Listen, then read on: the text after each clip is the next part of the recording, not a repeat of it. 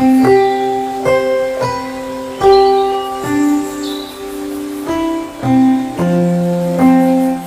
हम बात करेंगे हाइपोग्लाइसीमिया के विषय में।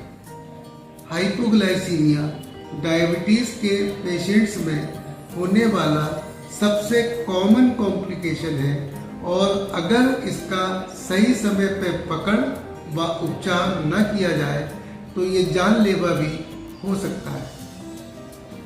अगर किसी की ब्लड शुगर किसी भी समय 60 मिलीग्राम पर डेसीलीटर से कम है तो उसे हम हाइपोग्लाइसीमिया कहते हैं और यदि 40 मिलीग्राम प्रति डेसीलीटर से कम है तो उसे हम सीवियर हाइपोग्लाइसीमिया कहते हैं।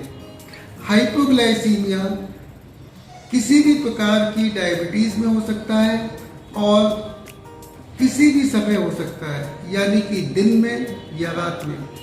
वैसे तो हाइपोग्लाइसीमिया किसी भी पेशेंट में हो सकता है, लेकिन ये बूढ़ों में, जो लोग इंसुलिन पे हैं उनमें और जिनके गुर्दे कम काम करते हैं उनमें ज़्यादा देखने को मिलता है। हाइपोग्लाइसीमिया के मुख्य कारण है धोखे से या गलती से डायबिटीज़ की दवाई की मात्रा को अधिक ले लेना, फिजिकल एक्टिविटी किसी भी दिन ज़्यादा हो जाना, भोजन की मात्रा को कम कर देना या बिल्कुल ना खाना, कुछ एक प्रकार की औषधियाँ, एल्कोहल और गुर्दों का कम काम करना।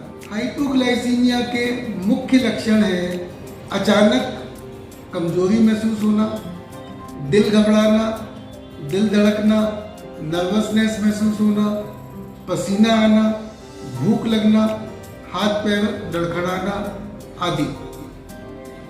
इसके अतिरिक्त अन्य लक्षण हैं सिर में भारीपन, चक्कर महसूस होना, दिखाई व सुनाई कम पड़ना, दिमाग का कम काम करना और बेहोशी।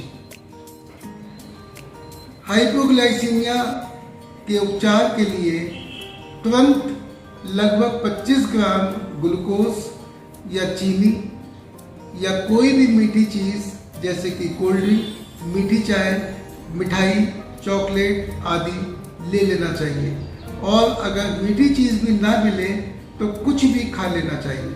हाइपोग्लाइसीमिया के विषय में अहम बात यह है कि हमें ये पता होना चाहिए कि इसका कारण क्या है, ताकि भविष्य में दोबारा इसकी पुनरावृत्ति ना हो।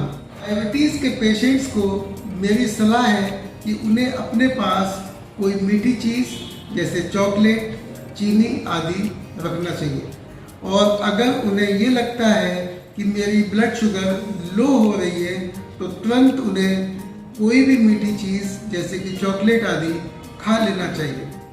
हाइपोग्लाइसीमिया के विषय में मुझे एक और बात कहनी है कि डायबिटीज़ की दवाई एक पर्टिकुलर डाइट और एक पर्टिकुलर फिजिकल एक्टिविटी पे सेट होती है। अगर किसी दिन आदमी किसी भी कारण भोजन नहीं करता है या बहुत कम करता है तो उसी दवाई पे उसको हाइपोग्लाइसीमिया हो सकता है। इसी तरह अगर कोई डायबिटिक किसी दिन फिजिकल एक्टिविटी उसकी ज़्यादा हो जाती है तो उसी दवाई पे उसको हाइपोग्लाइसीमिया हो सकता है। अतः मेरी डायबिटीज़ के पेशेंट्स को यह एडवाइस है कि उन्हें अपनी दवाई की डोज को उसी तरह से कम या ज़्यादा करना आना चाहिए।